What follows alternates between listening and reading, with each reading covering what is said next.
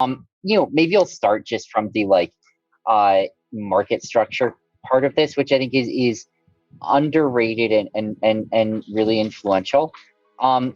Which is that it's crypto generally has a fairly direct market structure where everyone has equitable access. It sort of is what it is. You compare that to equities market structure where you go through 10 different intermediaries. Typical consumer can't even see the order book they're trading on unless they're paying tens of millions of dollars a year. It's an insane setup. And I think that there's a lot to be said for the direct equitable access of the crypto industry and for what that can sort of help inform and contribute to other financial products. So I'm really excited to work on that market structure piece of it.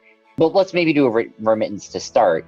You're trying to send money from someone in America to someone in Brazil, say, right?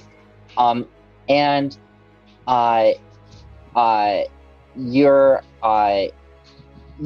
this sort of gets back to your question pretty quickly to the Federal Reserve of what is a dollar, right? You're trying to send a dollar from one to the other. What is this thing you're trying to send exactly, right? What do you mean a dollar?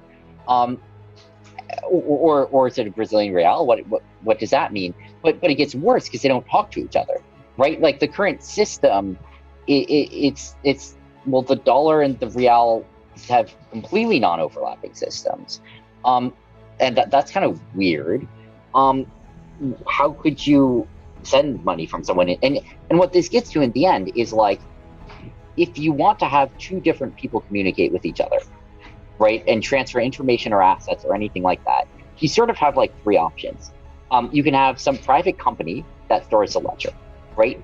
So you can say and that's what we have on social media right now. Yeah. Right. Or that's like PayPal or whatever. Exactly. Right. And there are absolutely cases where I think that makes sense. But I think we've also seen a lot of cases where that causes problems in the world. The government, which government, right? Again, this was a transfer between someone in Brazil and someone in the United States. Which government was it again that was controlling this transfer? We didn't really specify. Actually, that's going to be kind of a problem. And it's not obvious what the right answer should be there. Even if you didn't have this two government question, right? Even if there's only ever one government, which is not the case.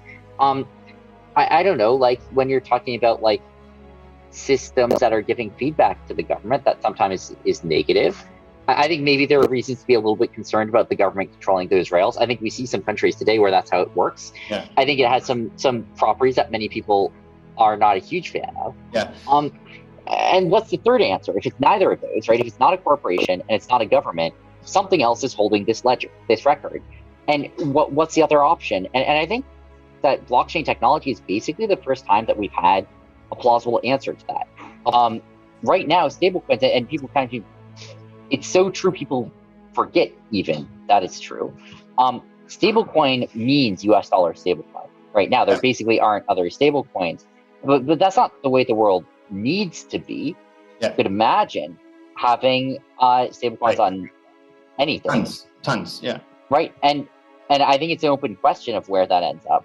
I think that if I were the Fed here, I'd be thinking I kind of hope the answer is US dollar.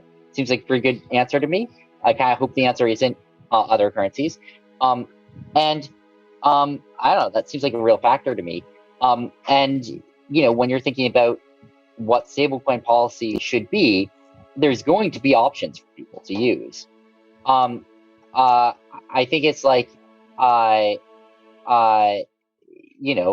think it's in a lot of people's interest to think about what they want those options to be. And I think stablecoins are awesome in a lot of ways. Even if you don't, I think you should be asking yourself hard questions about whether that really means you should be trying to get rid of stablecoins, or whether that means that you should be thinking about it mattering which stablecoins become the prominent ones. What do you think people are going to invent with mobile money? That what are the problems people can solve? What are the things that people are going to invent, whether it's in business models or other things?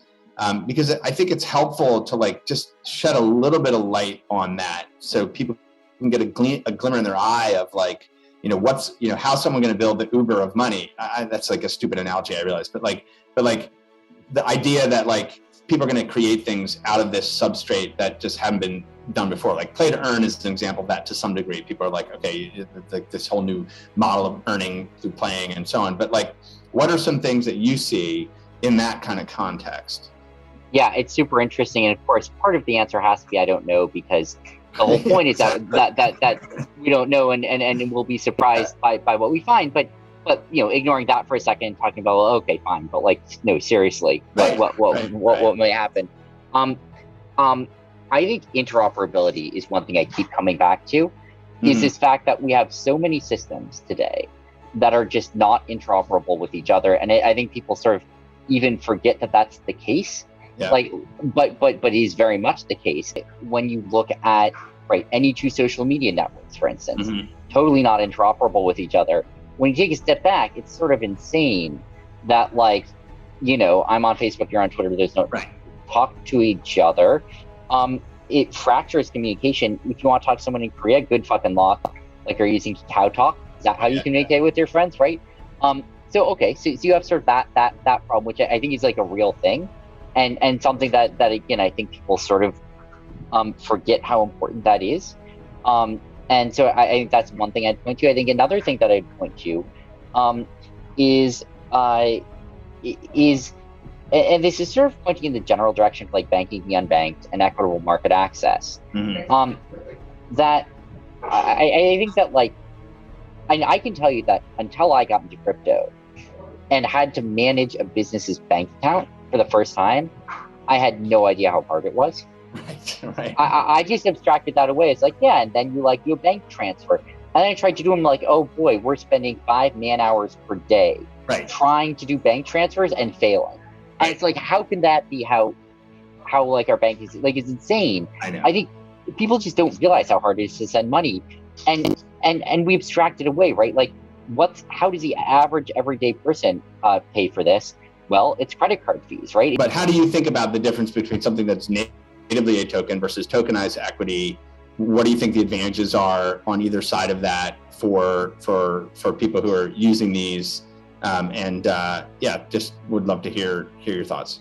So the way, I don't know how this is all going to end up. I can tell you how I think about it now, which is I think we're in the very early days of what will become, at least for some period, a situation where tokenized equity is to equity as stablecoins are to dollars.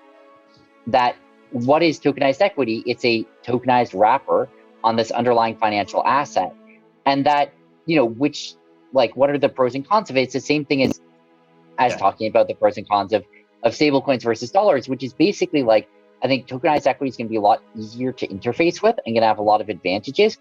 But at least for a while, it's probably not going to be the actual equity. It's just going to be a proxy for the equity. And so at least for a while, there are going to be times when you need to convert back and forth in order to go between, an ecosystem based on the tokenized version and the ecosystem based on the underlying version. But I sort of think there's going to be pressure over time to move more and more towards the tokenized version, or more and more systems to move there. Because again, you can ask questions like who holds this asset and get answers in a clear, concise, and unambiguous way. Anyone can query that. I think there's a lot of power. How do you think about the difference between a crypto token that exists in its native form versus something like equity from a broader kind of markets perspective? I think it's still to be determined. And I think that there's a lot of interesting things there that are going to depend on what the evolution of sort of protocol tokens look like. And in particular, I think the questions this is going to center around are, what is the core shtick with protocol tokens? Are they dividend collectors on chain, or are they governance mechanisms at their core? Equity sort of does both traditionally. And, I think that to the extent that they end up really interestingly different, I think a lot of that's going to look at the governance aspect. I think governance is a lot clearer and easier to execute on chain than through current corporate governance mechanisms, especially for people beyond the 5 people on the board or whatever, right? When you're talking about, random stakeholders, how can you coordinate between 10,000 stakeholders? The answer is, well, blockchain gives a way to do that and a way to have governance go to the stakeholders on chain if you want.